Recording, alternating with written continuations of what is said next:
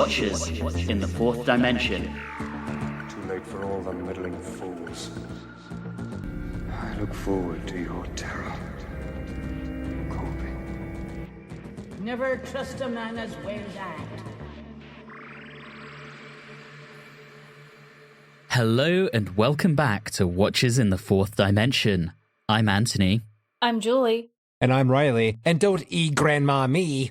This episode, we're heading back to contemporary Earth for the first time since we said goodbye to Sarah in the Hand of Fear, as we contend with an ancient evil in Image of the Fendahl. But before we get into that, we're going to do the usual thing and take a quick look at the mail, which is with Reilly this episode. Over to you, my friend. Thank you. Let's start off with some general feedback from Charles Martin, who says, I haven't sung your praises in a little while, so here we go again. Love this podcast. Everyone's great. I appreciate your opinions, even if I don't completely agree. How is that even possible? I don't know, Charles, but I like it. Thank you so much for giving us that wonderful compliment. And then we have several responses for our Season 14 retrospective. First up is Nick Rutherford, who says, it is a toss-up between this and 13 as my desert island season, but I think I'd go with Julie and choose 13 as it has more of my favorite stories, but 14 as a very close second as it features my favorite companion, Leela. I see that you are also a man of taste. Nice. Then Boris says, I just finished watching the 4 new Who specials, and I think they added more to the Philip Hinchcliffe woman count than the entire Tom Baker run. Oh, wow. Woo! Tony Monticello says, much like with season 13, it is impossible for me to be objective when ranking. These were my formative years, the foundation on which all other Doctor Who is built, and I love each and every story to pieces. One standout scene I'd add to the best of list is when the Doctor threatens to kill the 17 warrior with a jelly baby in the face of evil. When his bluff is called, he responds with, quote, I don't take orders from anyone, and eats it. Comedy gold. Yes, we definitely like our 4th Doctor more in that mode and not the angry mode. Yes. Astrazon Zanglebert Zebulon says, I love the metrics. Bring them on. You should stretch it out by 10 more minutes to torture Reilly and Julie. Don't give Anthony any ideas. Nope. No more. Strike him from the responses. Astrazon Danglebert Zebulon, you're dead to me. Remove him. My boy Astrazon. Okay. Adam Wright says, I think my attachment to Jago and Lightfoot makes me lean on Talons as my number 1. When I was learning of Classic Who in 2018, this season was my start because I was going to Wholanta, for the first time, and saw Louise Jameson would be there, so I wanted to get familiar with her time on the show. In person, her radiant smile and striking blue eyes were the perfect invitation to this fandom. Robots, face, and hand all stand out for a good rewatch. This season is a standout to me of the definitive ingredients of Doctor Who. Well said. I don't know if I could disagree with that at all. Our good friend Alan Seiler says, what a great season. Even the lowest ranked story, Mask of Mandragora, is still pretty good. And by my reckoning, there are 3 true classics, maybe even masterpieces in it. Hinchcliffe ended on a strong season. That's, once again, very true, I believe, and I think we're kind of feeling that now as we're into this season. Yes, we are. All right. Citrine Dragonfly, also known as Cat, says, I really enjoyed this episode and how much in accord you all are. I can't disagree with any of your calls. It's a solid season that says goodbye to a beloved companion and hello to an equally amazing one. I can't wait to hear your thoughts going into season 15. I'm so glad to have you back in my feed regularly. Well, thank you very much. Very sweet.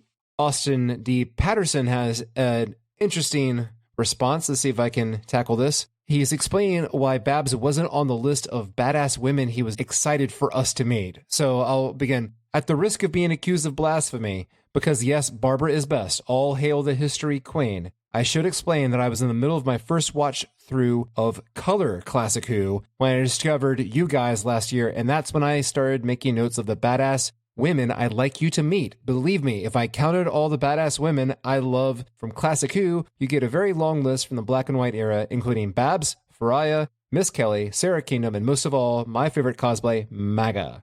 I really hope, and I haven't dug through Austin's Facebook, but I hope there is a photo of him in full cosplay as Marga somewhere. Yes, Yeah. That would be good. That would be very good. Also, that is a lot of badass women. Yeah. It is. And a lot of times where I had to say badass women.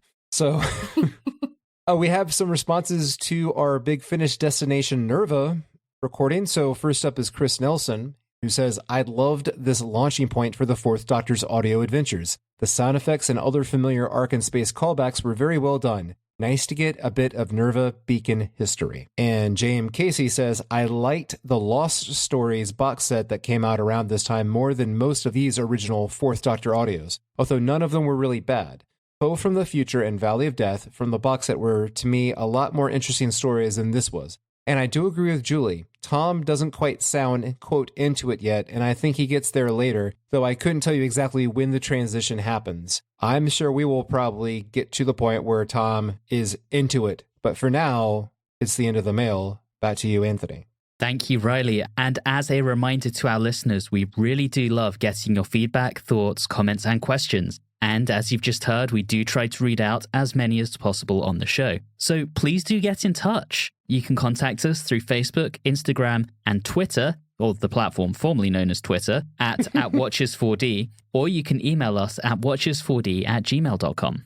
Diving behind the scenes with Image of the Fendahl, the genesis of this one starts with script editor Robert Holmes being extremely impressed with writer Chris Boucher's work on 2 consecutive stories the previous season, The Face of Evil and The Robots of Death. In fact, he was so impressed that when it became known that Holmes was on his way out of Doctor Who and he was offered the script editor role on Blake 7, he turned it down and suggested Boucher instead.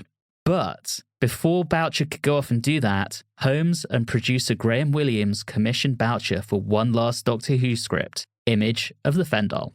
For his scripts, Boucher was heavily influenced by the 1967 film version of Quatermass in the Pit, so we're back to vicious Quatermasturbation here, which involved a group of scientists discovering an ancient skull that was older than humanity. He also remembered a short story he had read about aliens accelerating humanity's evolution for their own purposes. And Boucher also considered this to be an opportunity to write a Doctor Who ghost story. Anyway, as he got working on Blake 7, he found his time very quickly diverted away from work on Image of the Fendahl. With Holmes on his way out, incoming script editor Anthony Reed performed many of the final rewrites on the scripts. One of Reed's responsibilities was to address the addition of K9 to the TARDIS crew. With Boucher unfamiliar with the character, Reed was left to provide a small amount of material for the robot dog at the beginning and the end of the serial. Boucher, still being relatively new to script writing, inadvertently included several night scenes in his scripts without realizing that there was additional expense and production needs associated with night shoots. Instead of telling Boucher to revise his scripts, producer Graham Williams assigned the serial to an experienced director so that the sequences could be completed as efficiently as possible. The director chosen was George Spenton Foster, who had directed episodes of Sutherland's Law when Williams had been the script editor. New to Doctor Who, but a veteran director, he had also handled episodes of Out of the Unknown, Survivors, and of course Z-Cars. Yay! Would it be Watchers in the Fourth Dimension without a mention of Z-Cars? And he would also go on to direct for Blake 7, which was starting to enter production at this point. Tom Baker is on record as describing George Spenton Foster as, and I quote, a lovely camp old thing. So we might get some camp count points just for the director. Joining him behind the scenes, the team also included now resident composer Dudley Simpson, surprise, surprise, designer Anna Ridley, who's making her first and only contribution to the show. She's quite notable for eventually working on Chariots of Fire. We also have the first contribution of costume designer Amy Roberts, who will return to the show on a further 5 occasions after this. She's also had quite an impressive career, which has included episodes of 1990, Ultraviolet, that is the late 90s British vampire TV show, Upstairs Downstairs, Call the Midwife, and most recently, The Crown. So she's still working to this day. Wow. Yeah, this was right at the beginning of her career. And of course, JNT continues his tenure as production unit manager, but more on him another time. As pre-production on the serial proceeded, costume designer Amy Roberts deemed Leela's costume to be in need of replacement, having been in use for nearly a year.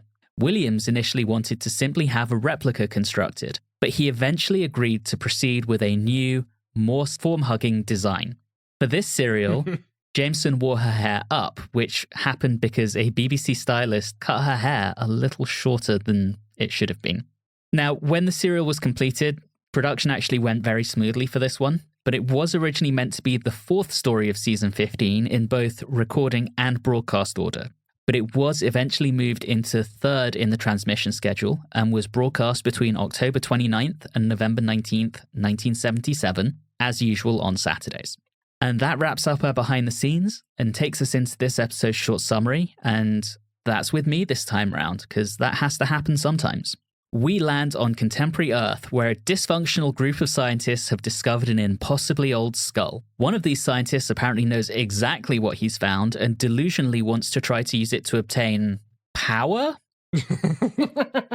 What will he do when he's achieved his goals? Who knows? Writer Chris Boucher also gives us a hodgepodge of different esoteric and occult ideas involving von Danicanism, tarot, salt, pentagrams, covens, and the memento mori without even trying to weave them together into any sort of coherent philosophy. Thanks, Chris. Meanwhile, the Doctor and Leela show up, barely interact with any of the scientists until the very final episode before saving the day by blowing everything up. Oh, and Benedict Cumberbatch's mum is in this. What? What? Is that the grandma? No, it was Thea Ransom. That's Wanda Ventham. That's why she looked familiar. I was like, why do I know this person? Yeah, so let's jump into talking about this one, part one. And I've done a lot of speaking, so I'm going to let you guys go. First and foremost, there was a woman in the first scene. Yes. Shocking. Amazing. And it's Wonderful. Benedict Cumberbatch's mum. And then we get a time when a guy tells another guy to smile when nowadays it's men trying to tell women to smile because they'll look more beautiful. So I was actually I don't know why I latched onto it, but I did. Well, I imagine, Julie, you have probably been told to smile once or twice in your time. So I can see why one dude telling another to smile might make you happy. I completely understand. But first and foremost, the night shoots. I want to talk about that. Okay. Because we keep getting the shots of that man running through the forest, and I don't understand why we kept getting the man running through the forest, but the shot itself, I think they did do a good job of finding someone who could do night shoots, because I enjoyed the night shoots. Yeah, they went well. Homeboy outside at night.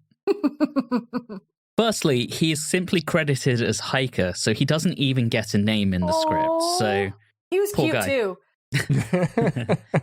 I also noticed he was whistling The Entertainer, which is, a bit of a break because normally it's Colonel Bogey's March. Also, this is 1977? Yep. I think The Sting may have come out, which heavily used that as their theme, if I remember correctly, that movie. I think you're right. Yes. But see, I'll point out now, we're talking about this. What have we got so far in part one? We have scientists talking, a skull, other two scientists talking in a different room, and things start building, and then there's a grandmother, and then there's a guy running around the forest that we don't see what's bothering him. How long does it take for us to find the Doctor and Leela in this? I actually wrote this down. It's at 6 minutes 40 by the time they show up. It felt like 15. I wrote it down as well, Anthony. Yeah, far too long. Yeah, this is a perfect example when I think about Robots of Death and how it does take a little bit of time for the Doctor and Leela to show up. But it does a great job of developing the background, the characters. It tells us what's going on. All I know watching this is that Colby is an annoying little shit. That's all I know. There's no other information given.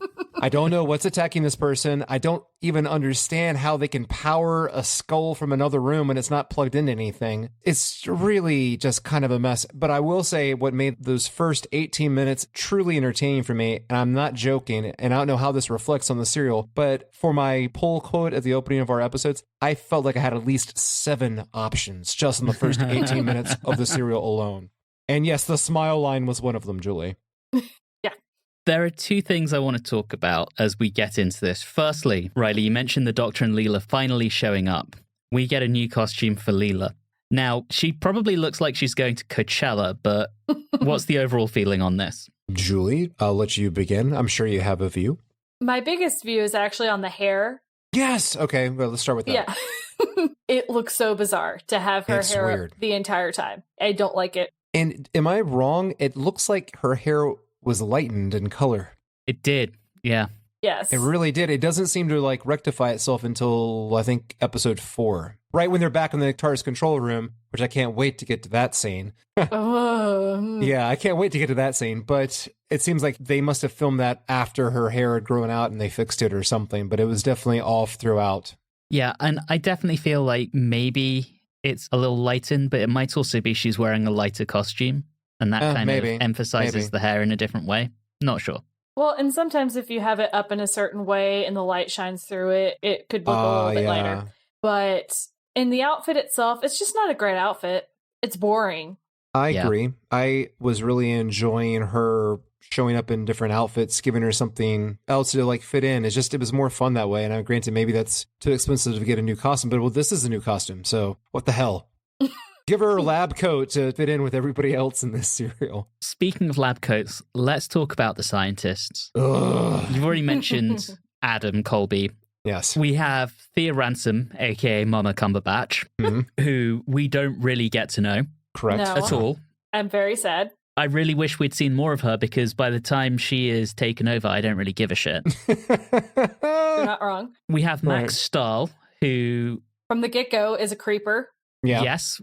We've seen that actor before. He was one of the gorillas in Day of the Daleks. Okay.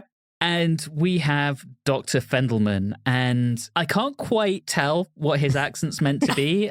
French, German, Eastern European, maybe a little Mexican. Travel around. I know. Who the fuck knows? And see, all these, I don't know what it was, but these four, how they interact amongst each other, how stiff and weird it all feels, and then also having no idea what the hell they're doing with that skull and how they're able to power it on from another room. It gave me some strong Garth Marenghi vibes. Yes, and it does. By the way, it just celebrated its 20th year anniversary. Just like 2 days ago was its premiere, 20 years ago. Yeah, so happy anniversary. But now we have experienced what it feels like to watch the Doctor Who version of Garth Marenghi, apparently. Yeah, we've often talked about when we have kind of awkward interactions between small insular groups of characters that they're probably all sleeping with each other. My theory on this one is that Thea is the only one not sleeping with the rest of them. Yes. Yes. Please. A couple things. With the accent, first off, it sounds the most German when he just says Stahl's name. Yeah. Stahl. Yeah. Stahl. And then other times I'm like, I have no idea what you're doing, man. I was crying out for a nothing in the world can stop me now. If only Stahl had been German. Yes. And I have the biggest plot hole of this entire thing, guys, and this is very, very important. We get introduced to Leaky the Dog. Okay, yes, all right. It's the worst name for a dog. I'm sorry. That is so mean. It's so mean to name a dog Leaky. But then we do not find out if Leaky survives. We don't see Leaky again. It's almost like he's a total plot contrivance to find Homeboy's body.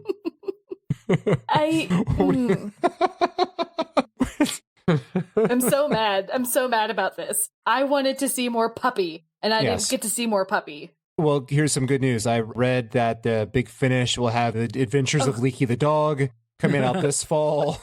Featuring Jackie Tyler. Oh, man. Okay, so we're in agreement there. Great. Yes. Wonderful. Thanks, everyone. And then there's cows, because cows. So the Doctor and Leela eventually get there and they land in a field of cows. And I love the Doctor's reaction where he just says, "Good morning, ladies. Now, which one of you has the time scanner?" That was really funny. It was good. It was lovely and charming. And then we run into another very interesting kind of off-putting character, Ted Moss, which at the beginning when we meet him, we're like, oh, he's just a very simple man living his life, overwhelmed by these two strangers asking him strange questions and feeling threatened with a knife at his throat. Didn't know he was an occultist. That really threw me. And he packs a shotgun, too. Also surprising. The occult thing came out of nowhere for me. Yeah. It's back to the demons, isn't it? It's like a bunch of country bumpkins practicing the occult. But at least they did a better setup in the demons with the occultists. Because this was, oh, hey, pentagram, boom, occultists. Right. What?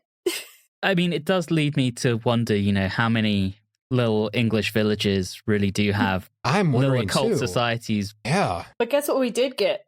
What did we get? A jelly baby. We did. Oh, Plus one. yeah. I will say this for the serial. The doctor is not grumpy. No, he's much better, this serial, particularly contrasting with Horror of Fang Rock. Right. Just doesn't like lighthouses. What can I say? Leela's very murdery in this episode. Hey, that's my favorite type of Leela. She almost killed Ted Moss. She wants to kill the security guard. And I love how the doctor says, no, you'll upset the dog. Yeah, that's good. It's been a while for her. The Leela yearns for some blood. It's basically like, you'll upset the dog. And also, by the way, I would like you to maybe murder a bit less, please. We haven't talked about our two country yokels. Gran. yes. Ma Tyler and Jack Tyler. Right. Jack shows up at the very end of 1, right? As the cliffhanger of part 1. Yeah. Right? Okay, yes, because he then comes in behind on Leela. Well, yeah. Jack at first seemed a little iffy, but actually he is surprisingly our good bumpkin. Yeah. And of course, so is the grandma. Our yokels are pretty awesome on this. They kind of help out and contribute. And they're not a cultist. A big plus. And Gran gets a pretty good theme that's given to her by our good friend Dutters. So that was nice. To be fair, Ma Tyler is a witch. I mean, I think she's meant to be in the Miss Hawthorne vein where she's one of the good ones. Right. Yeah. Oh, absolutely. But yeah, honestly, this kind of ends abruptly with zero context as to what's going on because we have some fucking around with Fendelman's equipment, and obviously no good's ever going to come of that, particularly when the Doctor and Leela are out in the woods where Homeboy died. They still haven't really interacted with anyone other than Ted Moss. The skull starts glowing, and then we get a POV shot of something approaching the Doctor, and that's our cliffhanger. Right. That's it. I cannot imagine watching this at the time and having to wait a week to still not find out what's going on. Anyway, part 2. Yep. That is true. Ted Moss packing heat. Well, Ted Moss Pack and he, and then they do a little thing where they don't quite do exactly what was done in the recap because they have the Doctor doing the whole leg thing. Yeah. They added that. That was weird. Strange. And one thing I noticed with this story in general is it's a larger cast than we're used to, because on top of all the people that we've already talked about, there's also like that one guard that they have. Right. And then a few more occultists show up, and I'm like, I can't keep track of everyone, y'all. I'm sorry. Yeah. I mean, most of those occultists that do show up are non-speaking extras, though. So honestly, we don't need to care about them. Still, there's a lot of characters compared to a lot of other stories. Yeah. Yes. But hey, we get to find out where the owl hooting is coming from. It's coming from inside the house, apparently. I don't know if anyone saw the owl in that scene where Ted Moss is packing heat. It's right there in the room. No, so Ma Tyler keeps an owl. That's amazing. Very cool. She's a witch. Yes. And then going back to what you were saying, Anthony, about not seeing anything, knowing what's going on, I believe they should have titled this serial The Invisible Enemy. Ooh. They're really the invisible leeches. Yes. Yeah. When we hear one approaching the security guard, it's like squelching. It's all of those sounds I know you hate, Reilly. Yes, it's turned up really high in the mix, too. Can't just let that be a little quiet and subtle. No, you got to really crank that up. I was watching it knowing that you were sitting there going, ugh. Anyway, the Doctor breaks into the house and has his first interaction with the guest cast. And by that, I mean the scientists. Only 30 minutes later. Yeah, I mean, he doesn't really interact with any of them again until part 4. And arguably, the interaction isn't much. It's just Fendelman having his goons lock him away. That's it. Yeah. No conversation. Just point a gun, get him in there. Lock him in a cupboard. What else are you going to do with him? I don't know. There's just a lot of weirdness going on. Although, one thing I do have to love is when Leela is having a conversation with Mother Tyler and they're chatting about things, and she says that the Doctor is gentle, and then it pans immediately to the Doctor kicking an empty box. Yes, and throwing his Sonic. Yeah, the humor was all right. The humor definitely made this a bit more bearable.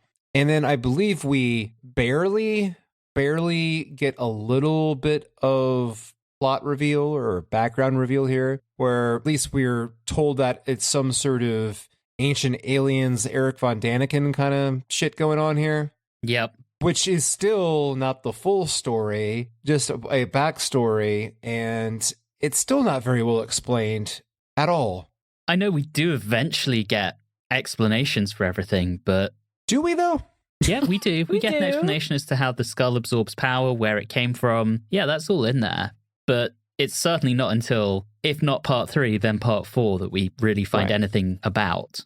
And really, arguably, I feel like part 4 is the only, other than the introduction of our characters and putting them somewhat together in parts 1 and 2, part 4 is really where everything happens. Yeah. Like, you could just cut this sucker, rip out like half of it, and you could probably get this thing done in 45 minutes, 50 minutes tops. It's funny, too, when I got halfway through part 2, just when Stahl talks to Ted Moss, and I'm like, wait, excuse me, it's a coven? What? It just felt so shoehorned in. It confused me so much. Yeah. Speaking of things that are confusing. Oh, boy. Who let the doctor out of the cupboard? Got out, didn't unlock. It's unlocked and it opens, but it wasn't the doctor that did it. Who let him out and why? And that is something that is Leaky never... the dog. Yes, boom. Apparently so. That's what I'm going to say because I have no better explanation. What also confused me was when she leaves and she's going to ask someone for help. It took me a little bit to understand that she was actually trying to get help from the doctor. Yes. I was very confused. I'm like, who is she asking help from? What is going to happen? And then nothing happened. I was like, well, that was disappointing. And then, unfortunately, she runs into Stahl, who is a lunatic. He channels his inner creeper real hard and really well. I don't necessarily like him, but oh man, that man is doing a great job at what he's supposed to be doing right now. Yeah, it was a good, creepy performance. Absolutely in agreement on that. He comes across as a megalomaniacal nutter. It's awesome. Mm-hmm. One thing I have to say is the house reminded me in some aspects of the house from The Seeds of Doom. I know it's not, but it reminds me of it. The outside of the house and the grounds were the same one as from the Pyramids of Mars. Yes, there it is. Okay. Yeah, the outside was Stargrove's, which was Mick Jagger's house. Oh, cool. I obviously want to talk about the pentagram. Okay. Of course you do. Because, ooh, pentagram must be a cult. And then we get the explanation of saying, well, all of this symbolism is really just because this came to us from an alien culture. Oh, fuck off. Fuck off with your Von Danicanism. No one cares. I know. It's lazy. Yeah. Yes. Also, I like that they refer to, I think it's Thea, as the chosen one. I'm like, there's no Harry Potter here. What are we talking about? And once again, there's just nothing there to provide any sort of idea of what direction we're going into. When she gets, I wouldn't even say she got hypnotized. I couldn't really tell when she would have those moments where the skull would be superimposed on her face or not. Like, there's no clear evidence of or inclination as to, is it hypnotizing her? Is it putting her to sleep? Is it making her high? Is it becoming part of her? I guess that was the answer, but I had no freaking clue what was going on. So it's just, once again, all these scenes where there's just, I understand we don't want the show to give all the answers all up front, all at once, but you've got to leave some sort of breadcrumb so we can have an understanding of what's going on. If we're just doing this and there's no, context to it, is just, what is it? This feels like an early draft. Yep. Boucher was starting to pivot his attention to Blake 7. Robert Holmes was leaving. And so poor Anthony Reed, who hasn't been in the job for 5 minutes and doesn't even get a credit on this story, has to pick up the slack. I think there are some great ideas in this story. I think it really needed restructuring, and it just didn't get the attention it deserved. And we'll come back to that as we go through it, but I do firmly believe that. I do firmly believe you could take the occult out and it would be perfectly fine. Mm-hmm. Throwing that out there. Sorry, Anthony. Going back to the occult and the skull, when the doctor finds it, firstly, I love that he offers it to Jelly Baby, because that was actually, we're back to Bugs Bunny Doctor. Yes. And, alas, poor skull. Random Shakespeare reference. Yes, it has to be done. Had to be done. And we end with the doctor putting his hand on the skull once it starts glowing, and he screams. And that's our cliffhanger, and he's still barely interacted with anyone. And we're into part 3, and Tom Baker is gurning more, and I'm wondering if that's his sex face. Oh, I God. hope not. Anthony, Part why? 3. Why did you say that? Because I thought of it, so you guys now have to think of it too. So Leela comes in and saves the day, and I love it. And he Yep. actually admits that she saved his life. Thank you. Finally, she gets some credit, although he kind of destroys that at the end of part 4, but we'll discuss that later. Yeah, he's kind of a dick about it, though. Not about saving her, but as soon as she says, I had a feeling something was wrong, he was really dismissive of that. And it's like, okay, you don't need to do that, buddy. You don't. But she does then tell him that he's very heavy. So, right. And I believe it is in part 3 where we get ourselves a 100 hours countdown that never comes up again.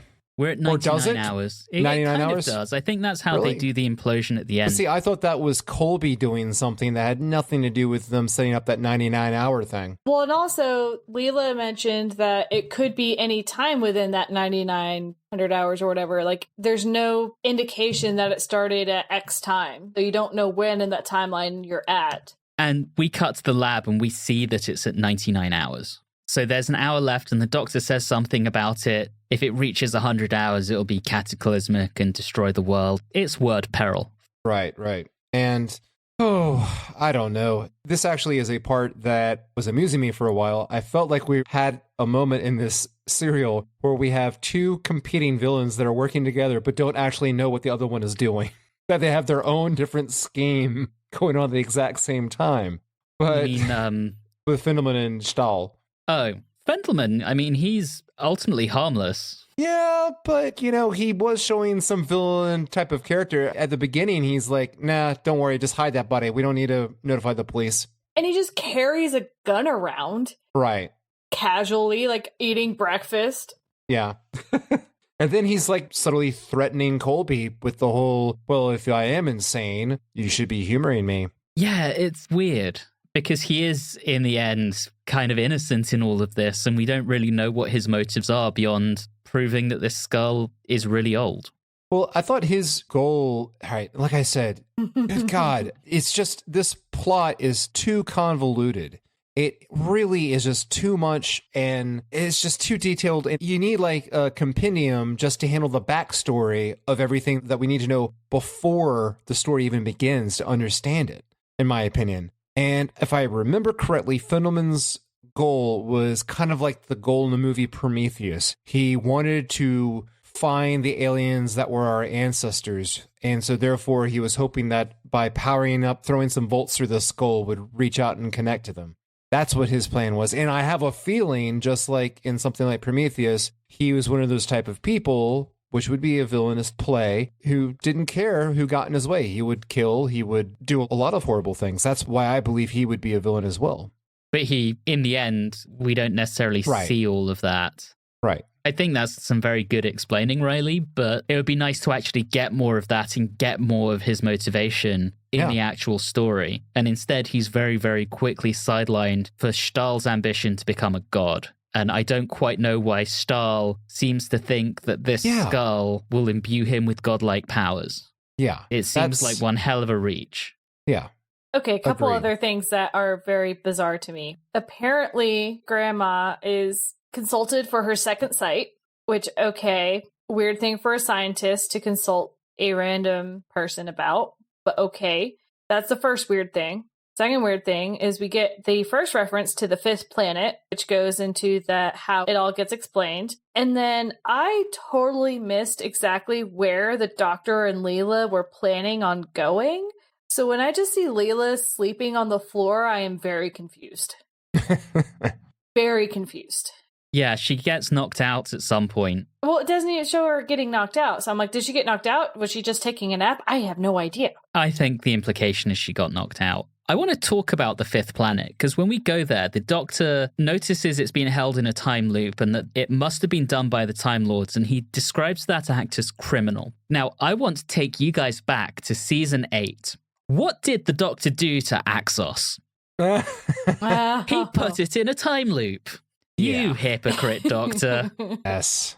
And I'm sorry you have to walk me through this. Yes. This freaking plot. So the fifth planet is where the Fendahl are from, correct? Yes. And the Fendahl, their way of surviving that time loop trap or prison, whatever you want to call it, was to throw out a skull that ends up crash landing on Earth that actually splits apart, if I do remember that correctly, and they had to piece it together in hopes that some crazy ass person is going to then plug it in and try to turn it on. Yes. I mean, to be fair, all right, it's no less tenuous than Eldrad's survival in the Hand of Fear. I don't. Because Eldrad needed radiation to reform. Eldrad needed the hand to be found, and it was like there's less than I don't know what it was, 1 in a billion chance that anything has survived. But Eldrad got blown out of the sky. That wasn't Eldrad's intention. This is their intention of escaping prison, was to throw a skull as hard as they could and have it shatter in hopes that people will jigsaw it together. I guess it's like any hope is better than being stuck in a time loop for all eternity. Yeah. That's the best I've got. All right, I think I'm just going to have to give up asking questions and bringing up this plot because it's just too much for me. But yes, the skull catapulting through space is our race memory of astral projection. So check on the occult checklist. So bad. We get tarot cards with Mrs. Tyler, so check. I love that, though. That's fine. I love her. She's filling shotgun cartridges with salt. Check. This is the kitchen sink approach to esotericism and occultism. And we get to finally see small English towns' lovely altars. As we know, all English towns have these lovely altars hidden somewhere. And this is another decent one. Come visit England, rural England, for its lovely occult altars. That are just in the cellars. Yes, everywhere. Yep. It's fine. I also love that you got the crazy occultist standing there. And why is the organ such a good instrument for all these crazy people? Because it's ritualistic sounding. It sounds like ritual. That's why. It does. I do want to talk about Thea, because Stahl takes her down to the basement, ties her up, continues to be creepy. You are the medium to which this place is focused. Injects her with something. We never find out what she was injected with. Was it a sedative? I don't know. Was it something that would expedite the transformation? I don't know. He just sticks a needle in her and injects something in just to really show that he's a bad guy. And then says, I'm going to use you to attain godlike powers. Where is he getting this from? Where's the playbook? Where's the playbook for this? This is like a stumble in the dark in the hope that whatever he's doing does that, but he has no idea, and yet he says it with such confidence and bravado. Yeah.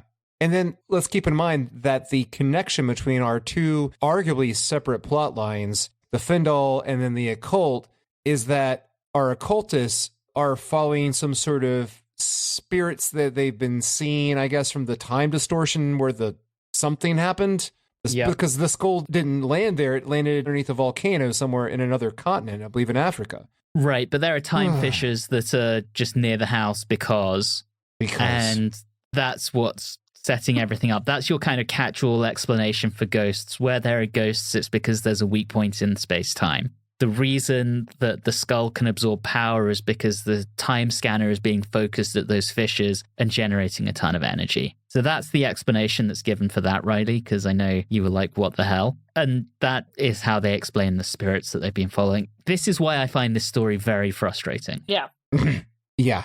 And then on top of that, to harp on again, the lack of Doctor and Leela, we are getting way too much Colby Fendelman, whatever the hell his name is, as like a partnership more than Doctor and Leela sometimes. Yes. You know? And it's just, I'm hoping that they don't have a Big Finish spinoff of Colby and Fendelson. Well, I think that kind of got resolved with what happens to him, but...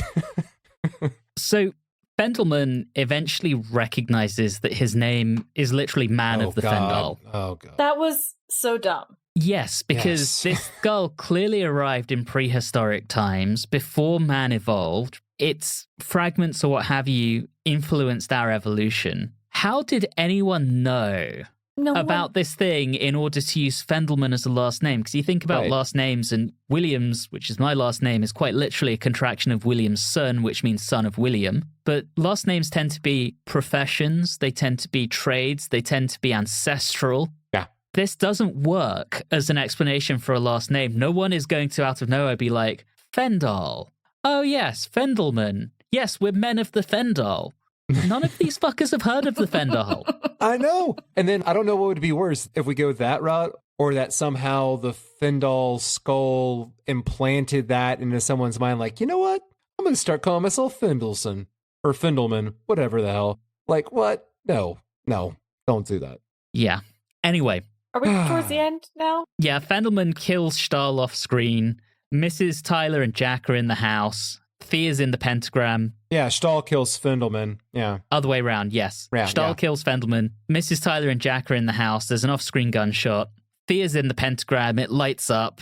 And at the end, we are left with one of the Fendaline approaching the doctor, Leela, Mrs. Tyler and Jack in the corridor, and none of them can move. Cliffhanger. Okay. Part 4. So first off, it looks like it has pink hair.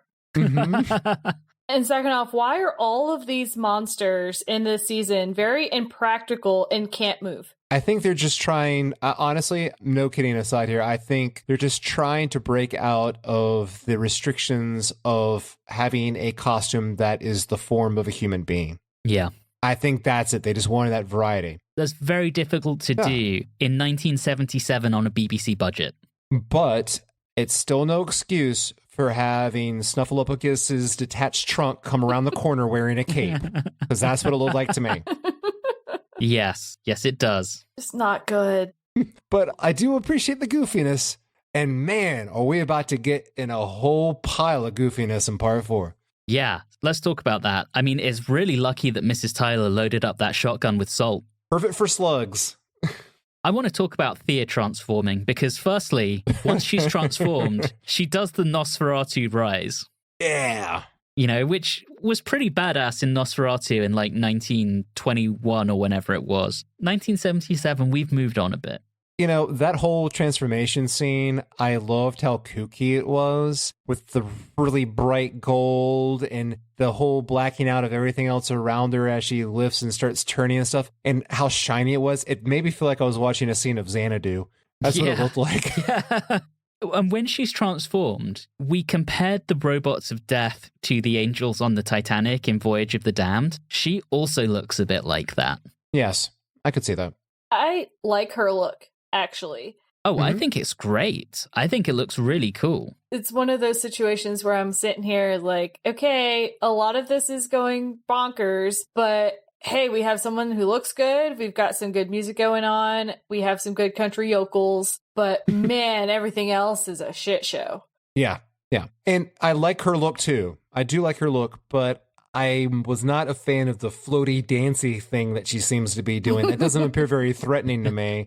I feel like they could have made her a little bit more terrifying, and she could have been terrifying. I really do think so. Even in that look, it could have worked. Yeah, and what's interesting is that seems to be part of the process of transforming people into Fendaline.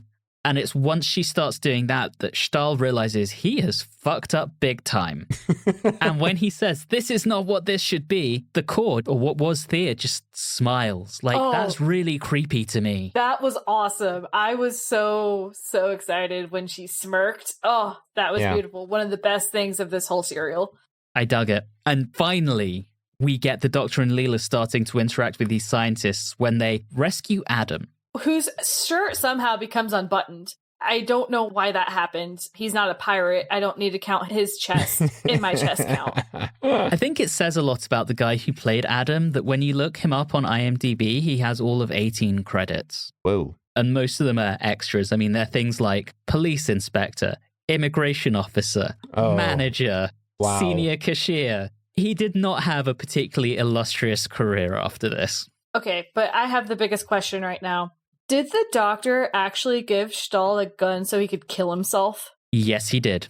Yeah, What? I don't think Mary Whitehouse is going to be too happy about that, Anthony. I've seen this before, but I'd kind of forgotten about that, and I was very surprised by that. It doesn't seem to fit, because there didn't seem to be a reason why he needed to be dead. So he didn't become a Fendaline. Well, yeah, but he could have just run, right? Oh, I thought he was paralyzed because he saw her eyes. Yeah, he was doomed.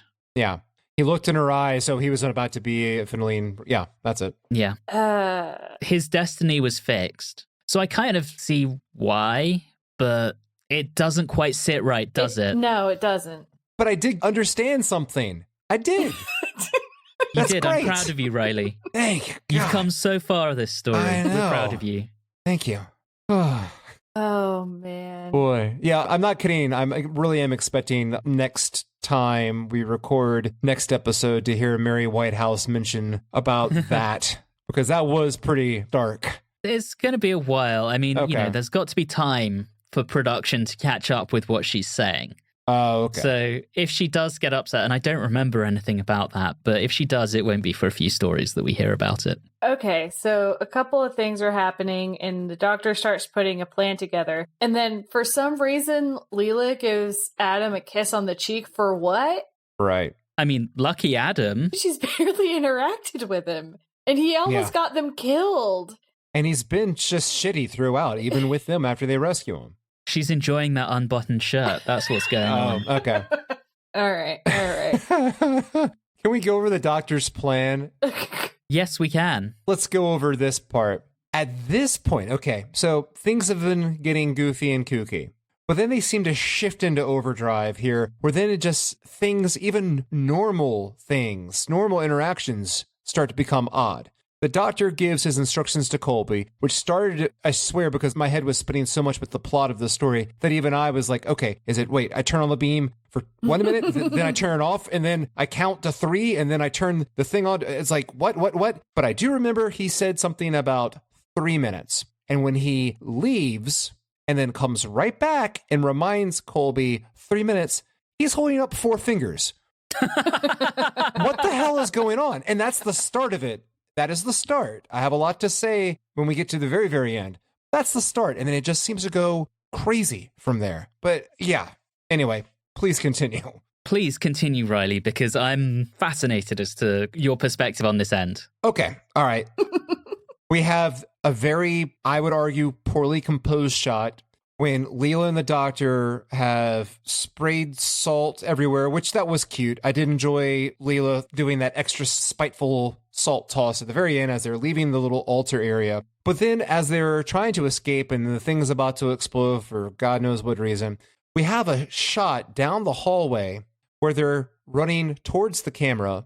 And it took me a good 15 seconds for me to figure out what the hell was going on because, oh yeah, the transformed gold disco queen Fendahl was standing there, but because it was shot as transparent, it just doesn't look right, and it's the back of their head, so it's so hard to recognize what the hell it was. I'm like, what's happening? What are they about to run into? What is that? And then they escape, and then once again, the doctor, after everything blows up and supposedly everything's fine. Well, before you get there, oh yes, please. right before you get there, is when they're running down the hall and they go past, and then it goes to them immediately outside, and all of a sudden, Leela's not with the doctor.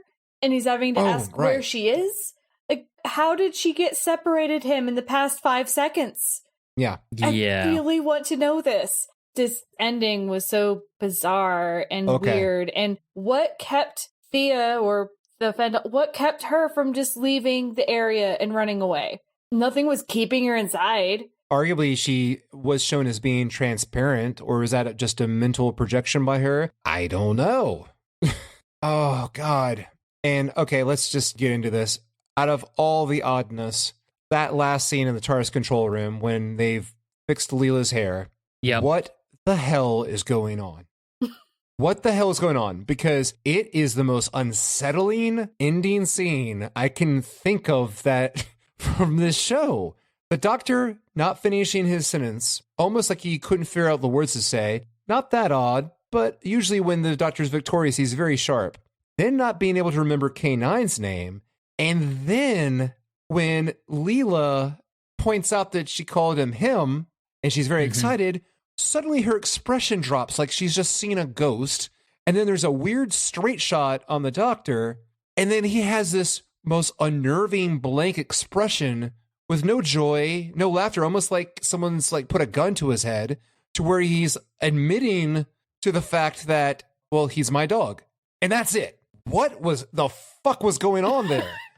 Seriously. That's probably because Tom Baker did not like having K9 around because he had to stoop down to be in shots with him. Okay. So that might have been that. I imagine Leela's expression was like, oh, have I gone too far in kind of rubbing this in the doctor's face? That was the read I got on that. But there was some tension there that was a bit odd. I just got frustrated because it reminded me of in the previous serial, I believe, when the doctor and Leela would have a conversation. Leela was right. He says that she was wrong. And then come to find out later that he's like, oh, well, I'm now saying the thing that you said before and I'm right now. Mm-hmm. And that's kind of what happened here. At the beginning of the story, it was, oh, you can't call him a him, it's a they, because we don't know if it's a him or a she, blah, blah, blah. You know, okay, great. So that's a good conversation to have. But then at the end, it's like him calling him him. And it's like, are you being a dick and doing that again, Doctor? Yeah, he's just being petulant. Yes. It's very frustrating that he's not this way all the time. And he seems to be this way more so with Leela than he ever was with Sarah Jane. And it goes to a point of, is this how you want to end your serial? Like, it felt like they wanted it to be lighthearted and funny about the whole Doctor calling Canine him, but it just comes across as flat or just disjointed. And you feel like, are they going to have an argument? Like, what? It's just just a drop. It's just a drop. And I think it's of note that that final scene, as well as the very first scene in the serial, were not written by Chris Boucher. They were the two scenes written by Anthony Reed. So that kind of explains the tonal inconsistency. And I don't know, maybe they weren't happy that it had been written by someone else. And that kind of explains the weirdness about it. That's the best I got. It's funny because now I feel like watching, just for the continuity's sake, I believe it was in The Invisible Enemy, where they are about to have a straight up fight about the Doctor wanting to leave the TARDIS and her saying, no, there's danger out there, don't go. And we go to other scenes, we come back, and the Doctor leaves the TARDIS with her. No answer as to how this, what was shaping up to be a proper fight, was resolved. And now we have this oddness. Honestly, if I would feel watching the show that I'm expecting there to be a falling out between these two characters at this point. That's what it feels like. Yeah. The one thing we didn't touch on was the fact that the Doctor drops the skull into a supernova, which is pretty brutal in and of itself as well. Oh, and by the way, in case you're wondering, yes, according to Big Finish, the skull does survive the supernova and ends up elsewhere. No. And Yay. the BBC novels also did a book called The Taking of Planet 5. So there's a lot of lore from this that is revisited in other mediums. Anyway, Big Finish have maybe done 3 or 4, I think, Fendahl stories. This is one they were quite keen to pick at the corpse of. All right, before we rate this, anything worthy of the camp count? The Fendaline costume, maybe? Couple of points for that? I would say A, or maybe 2. Let's not 2. push it. Yeah. And then I'm going to give 1 point for the lovely old camp thing that was George Spenton Foster, according to Tom Baker. Right, fair enough. That gives us a total of 3 for the story. We are going to move on and rate this, and Julie, it's your turn to go first. So, after you, my dear. Oh boy. This is a weird story because I can't get a grasp of what's going on with the story. There are a few parts of it that I like. The music is well done. The outdoor scenes are shot well. There's a lot of bad going on. The story seems incomplete. However, when I think of it in comparison to some that we've watched thus far, I'm going to be a little bit kinder to it than I have in some of these others. So I'm going to give it 3.5 leeches with pink wigs out of 10. Wow. Okay. I have to be honest, when you said you were going to be kinder, that's a little lower than I was expecting you to go. Reilly, let's see what you've got. Yeah. I don't understand how a 4-episode serial can have or feel like it has this much filler. It feels like we spent 2.5 episodes having absolutely no idea what's going on. I mentioned it before, but the audience needs a quick reference guide for the backstory to this story before you even start it, to even have a chance of comprehending it, to understand what's going on and appreciate it. And what else can I say? The acting was above average, I think. The music was great. The direction was meh. The sets felt pretty standard for the show. The English manor house, a laboratory, and a cult altar. I think we can call that the classic Who trifecta when that happens. But I'll be frank, this one was setting up to come in around a 3 for me. But then the 4th episode came on, and it began to redeem itself because everything is bizarre and odd, from the transformation into a golden Medusa Cleopatra thing with the slug monsters, to even the Doctor not being able to count on his hands. The serial really does feel like one of those crazy Big Finish stories that they would never put on camera. And in line with that, it probably should have been as short as a Big Finish story. So I'm going to give this 4, and I just barely made it there, and that would be 4 headless cobras out of 10. Wow. You guys are savage. I really want to like this one. I feel like there's a lot going for it. The sets are great. The cast I actually really enjoy. I mean, the fact that you kind of want to punch Adam and you kind of want to punch Stahl means it's working. I like the costumes. I even like the Fendahl. They're goofy, but I think they're pretty fun. It's the classic man in a rubber suit costume that you kind of associate with classic Doctor Who. I think the Fendahl core, when Mama Cumberbatch transforms, that looks great. And Reilly, you mentioned the music is pretty good. There was a moment when the organ just turned into this wonderful, like, discordant noise that sounded so awkward and weird and really unnerving, and I really liked that. The problem is, this feels like a first draft. It feels like there is the core, get it, of a good story here. But as I said earlier, with Boucher being like, all right, guys, I'm going to go work on Blake 7, Holmes being like, yo, peace out, and Anthony Reed doing his first work on this, it feels very unfinished. And I think it probably needed 3 or 4 more iterations to get to where it should have been. So I'm going to be a bit more generous than the two of you, because there are things I really like here, and give this one 5 skulls with random occult symbols carved into them out of 10. Just because I want to like this more, which gives this story an average of 4.17. So it's still not the worst of the season, but this season is struggling so far. That brings us to the end of the show. We will be back next time when we're going to talk about taxes in the Sunmakers. I wish I were lying. So great. Do join us for that. In the meantime, as always, thank you so very much for listening. I hope you found our conversation entertaining. And of course, until next time, have a good one.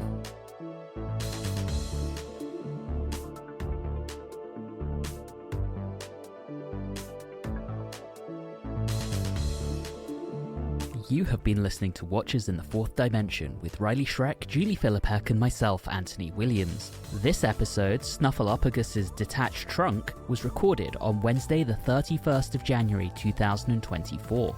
If this is your first time listening into the show, all of our previous episodes are available wherever you like to get your podcasts. You can also interact with us on Facebook, Instagram, and X at @Watchers4D, and you can email us at watchers4d@gmail.com. If you're enjoying the show, please do subscribe and consider leaving us a rating or review on your favorite podcasting app. All of those things really do help the show.